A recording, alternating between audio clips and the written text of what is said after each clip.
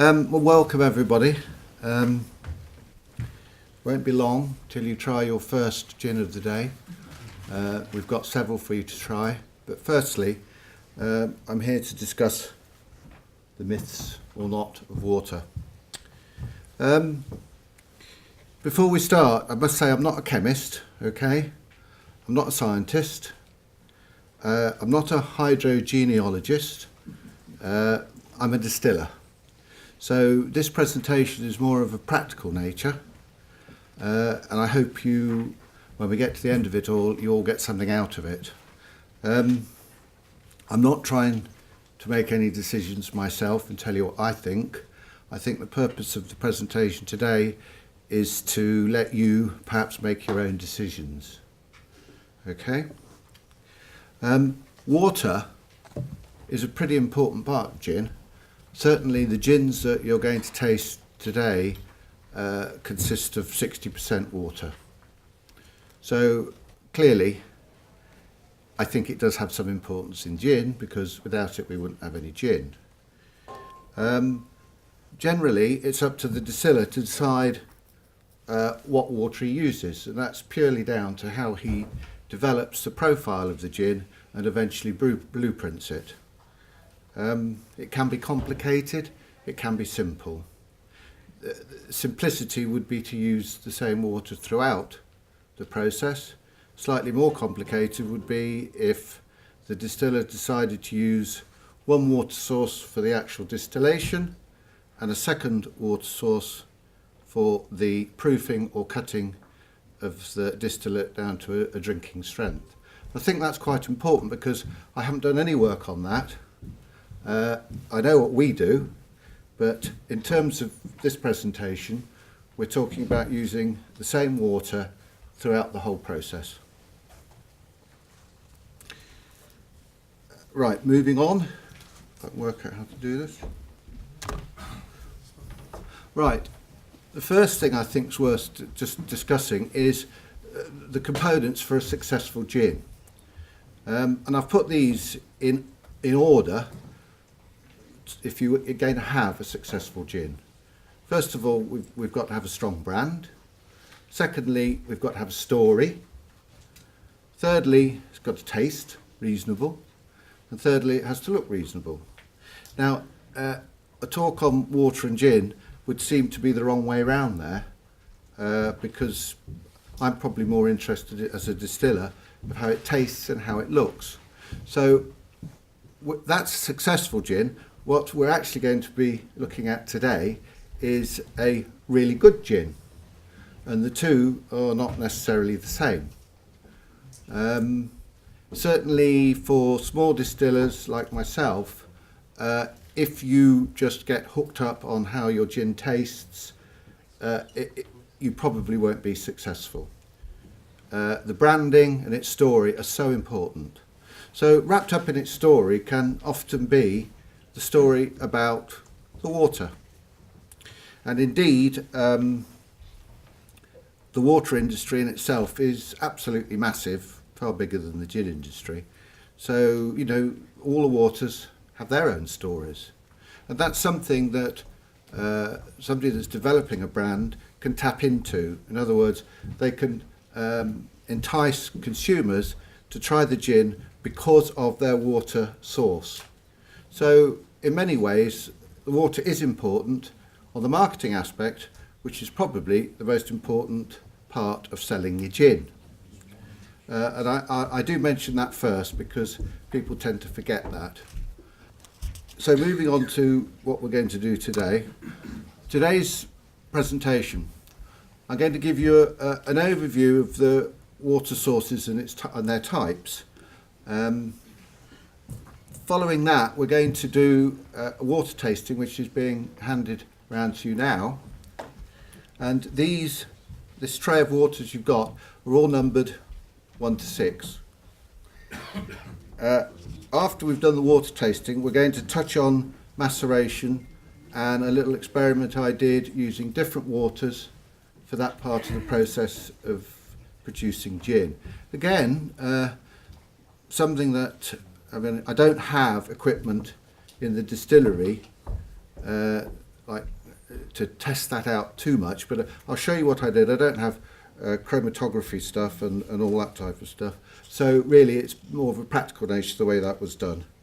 Then after we've done that, you will then be handed another tray with 6 gins on, produced with the waters that you're about to try. By the way, if anybody's got any questions, you can just stop me at any time or wait till the end.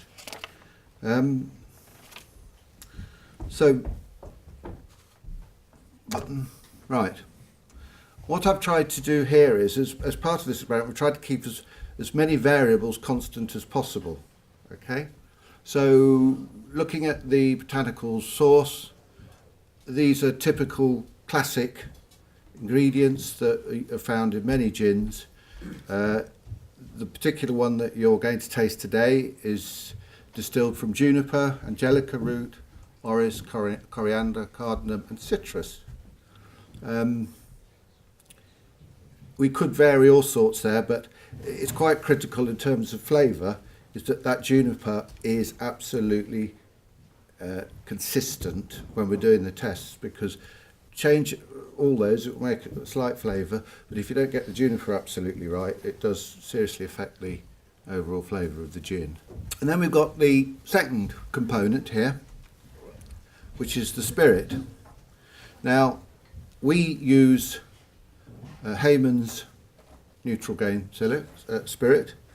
Comes in at 96.4%, and it does have water in it. There are obviously lots of other spirits you can use, and that subject would be subject to a complete different presentation. But we're sticking with the grain spirit.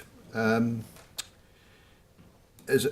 a word here that some distillers may be fermenting their own alcohol and then distilling that. Again, I've not got into that, so that's a whole different world as well, because again, you could use totally different waters for that process. The final component obviously is the water, and it's fresh water as defined. Now, there's 3 possibilities there. We've got surface water, we've got groundwater, and we've got purified water. So perhaps to clarify some of that, these are the water sources. The main source of water is obviously seawater, and that represents something like 97% of all water. So a hell of a lot of it is actually seawater with salt in it. A natural occurring water system means that that's evaporated off and eventually precipitates out as rain, falling as fresh water. Again, fresh water is not necessarily drinkable, but I think as a distiller that first process is quite interesting, because really we're kind of living in a pot still if you think about it. From the fresh water we then look at the 3 possibilities that we're distilling these gins from, and that's surface water, which is sort of glacial type water, lakes, rivers and streams. And then below that we've got what we call groundwater. These are flows of water which perhaps mirror what's on top. In other words, they're still reservoirs and lakes and streams and rivers underground which you can't see, then aquifers. Then comes this water, then comes to the surface as spring water. And depending on whereabouts in the world this comes to the surface, depends upon the amount of minerals that are in it. And that can be quite significant when people are marketing their gins. Mineral water generally is hard water, which is another aspect of the water. Then the purified water, which is extremely common in distillation. This can be distilled water. It's often very expensive to make, can be extremely pure, and I don't know of anybody that makes a gin using distilled water, but I'm sure there are. And then there's the deionized and demineralized water, which sometimes can get confused, but they are actually different. We use quite a lot of inverted commas, deionised water, which is again Hayman's top quality water. That is both deionised and demineralised. It's a pure water, but it's not necessarily sterile, and therefore it does have a shelf life. In other words, it will grow bacteria fairly quickly. Deionised water is just a replacement of the ions with other ions, and they use typically resins and things, the sort of thing you'd see in a house, or perhaps if you're a window cleaner, have in the back of your van, because once you've done that, it doesn't leave a smear on the windows. The demineralised aspect of it is one of reverse osmosis, and that's a membrane type action which literally demineralises the water. And then, of course, the other sort of purified water is tap water. I know that might sound a contradiction of terms, but actually tap waters are a combination of everything really, and some of them, depending on what part of the country you're in, may have been consumed several times. However, they're all subject to deionisation, demineralisation, chemical additives, you name it. Right.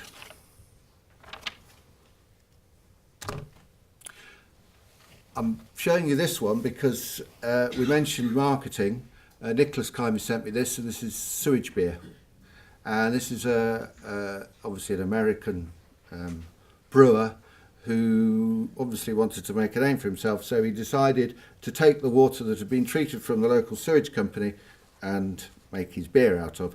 I'm not suggesting 1 minute that would be a good idea for us distillers, but there you go. It's an interesting example of how somebody's using the process of purifying what is waste, really. Right.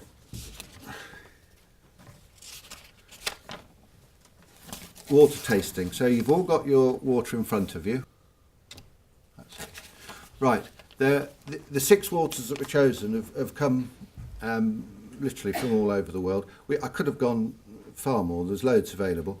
These waters, some of them are like that Fiji water. It's hugely expensive. It's actually more expensive than milk actually. So people, people get really hung up about waters, and you see loads of people wandering around with these things, drinking all day long. Can't say I'm one of those. So the waters that I picked were a cross section, but I deliberately didn't pick any spring waters or anything from this country. I didn't think that was necessary, but the first one I chose was a Perrier Water from France, a pretty famous one. Over the years they've sold millions and millions of gallons of it, and it's defined as a spring mineral water. It actually was a sparkling water. I got rid of the bubbles, although I'm not sure whether the sparkling element is added after they've bottled it. I don't know. So that's number 1. Now, each of these waters, whenever you buy a water, they have to label certain things on them, and they all do it, and they've got analysis of what's in it, and generally the analysis of what's in it is things like calcium, magnesium, potassium, sodium, nitrate, sulfur, and so on and so on. So that's fairly consistent across the board. But there are another couple of things on the bottle which are certainly of interest to the distiller, and that is the pH value. In other words, is the water acidic or is it alkaline?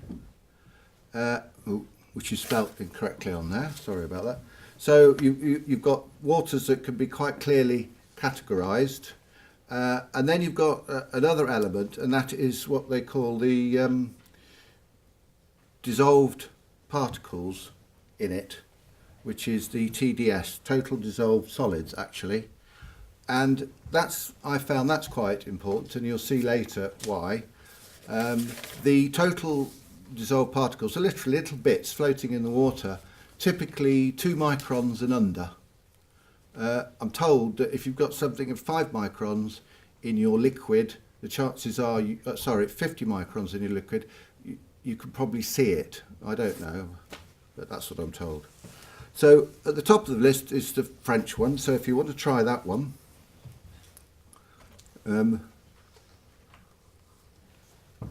I haven't got one with me, and you'll all taste it and think, wow.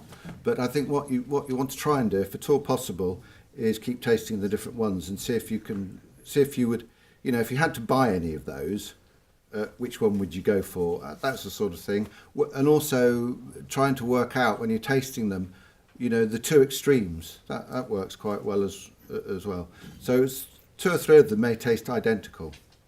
The second water that you're going to taste there is a German one. Now this is a sort of ancient deep spring 100-metre water.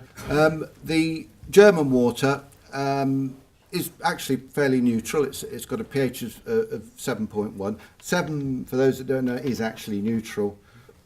Below 7 is acidic, above 7 is alkaline. And the further you go away, it's exponential. So, going from right down to the bottom, it suddenly goes very acidic or very alkaline. So anything around 7 is slightly acidic, slightly alkaline. The dissolved solids in that one are less. They're coming in at 275. The third water, which is the most expensive one, so enjoy it, is the Fiji Water. That is, again, fairly neutral, 7.7, and that's got slightly less dissolved particles in it. Fourth one, which is an interesting one, which is actually the one I'm drinking at the moment, is the Icelandic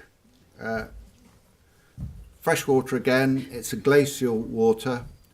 It's got a higher pH value of 8.5 and it's alkaline. And you note a significantly less amount of dissolved solids in the water. So we're now dropping down to 60. Okay, so those are what I would call natural waters. They're not purified. So then we move on to the purified water, which is the Hayman's one.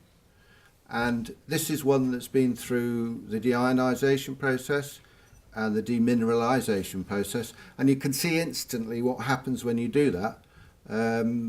First of all, the water becomes fairly neutral. And secondly, the total dissolved solids actually drop to below 10. Which is interesting. And then finally, in number 6, when you try that one, this is straightforward tap water. As it happens, this was bottled in Market Harborough, and we pay our whatever water rates to the Severn Trent. So I'm thinking we're drinking local water, but the reality was we're not. It's coming from East Anglia or somewhere, so it's not our local water as such. But the waters that you drink through the tap will vary around the country, so massively. They are a complete mixed match of waters, and the amount of actual, inverted commas, sewage water or wastewater that goes into them also varies immensely. If you look at the limited information on these bottles, I can assure you, if you go and look at the information that the water authorities have to provide, there are pages and pages and pages and pages, and they continually test the water every couple of months. So a total different ball game, tap water. Interestingly enough, I always find that, rainwater, I don't know if anyone's ever tried rainwater, but it doesn't taste very good at all. In fact, tastes disgusting. However, the thought of who owns water, I've always wondered about that.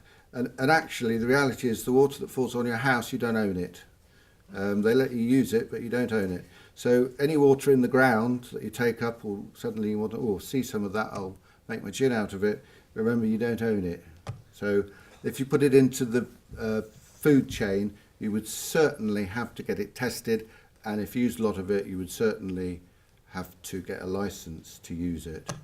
So, interesting note there. Right, so before we just go to the next stage, is everybody thinking these all taste the same, or has anybody found one that definitely is?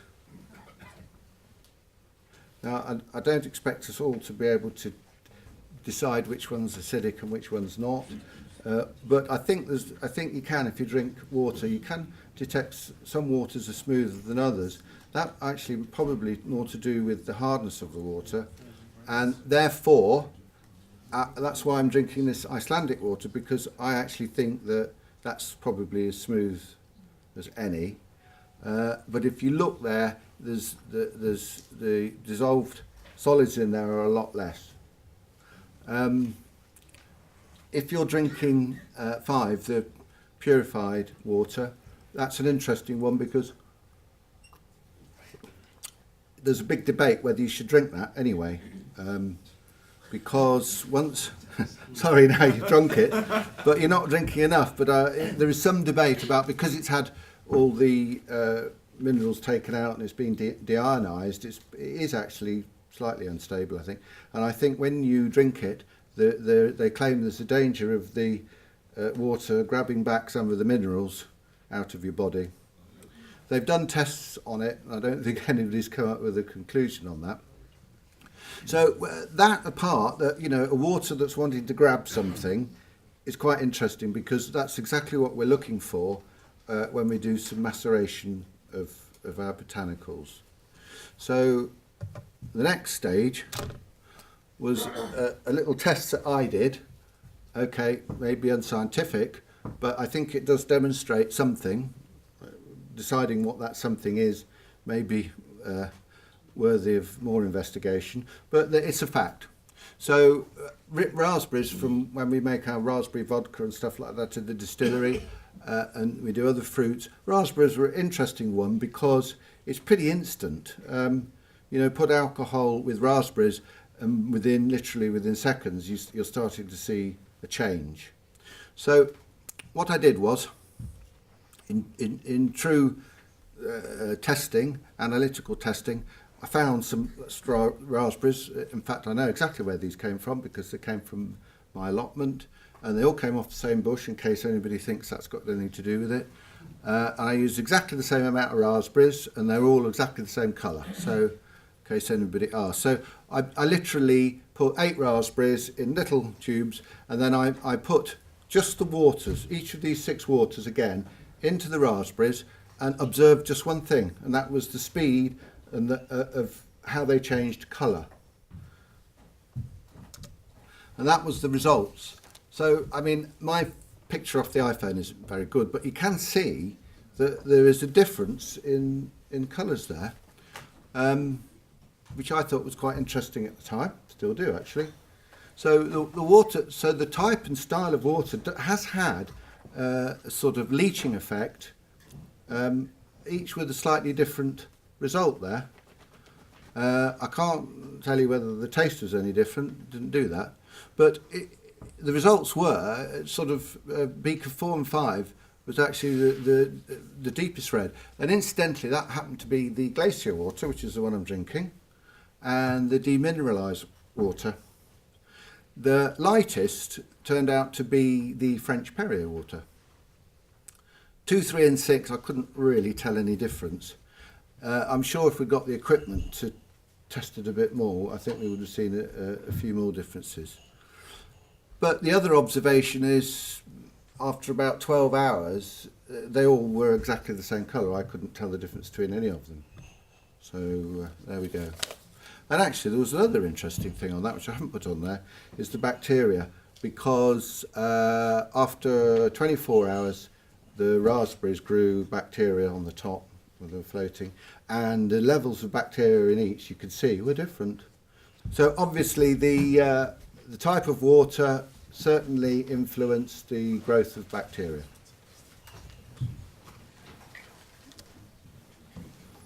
Right, you're going to ask how I produce the 6 gins, so I'm going to tell you exactly, just to prove that there was no fix in any of this. We used the neutral grain spirit. Again, it was Hayman's neutral grain, coming in at 96%. We weighed all the botanicals, and each were kept exactly the same, and I mean exactly the same. We got some very accurate scales. And probably the most difficult thing to do was to keep the distillation profile exactly the same for each gin. and that can be quite tricky. So the equipment I used to do this was our 30 litre, it's a small still, 30 litre gin pot still.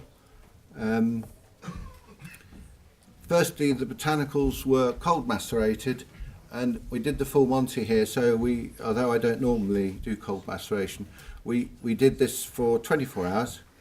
But when I did these, there was no alcohol involved, so it was straight water. Okay. We then added the neutral grain spirit to double its volume, switched on the still for a hot maceration, and we did one of those, and it was done at exactly for 1 hour at 60 degrees centigrade. The still was then switched on, and the power adjusted to give us an evaporation rate of about 50 millilitres per minute. And again, that probably, that's important to keep that absolutely the same, because that will affect your gin. So now you've got all your gins. What I didn't tell you was, to start with, that David Smith and myself last year, we did a precursor to this for the Distilling Expo in London. And what you're looking at there is the gins that we did, and that's all I've got left. Otherwise, I wouldn't have had to distill anymore. But there they are, 1 to 6 again.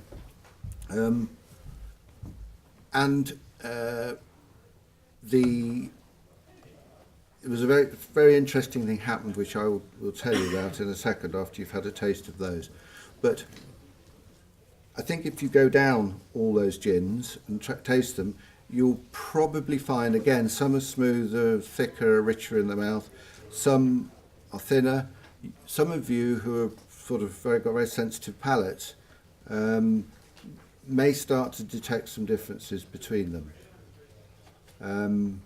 Bearing in mind, this is a really good test, because any of you that have done a lot of tasting of gin, it's very difficult to really enjoy a gin, especially when you've tasted a gin before that's got different elements in it, because one gin will set your palate up for another gin, so on and so forth. Whereas with these gins, they're effectively identical all by the water. So no one of these gins is setting your palate up for the next.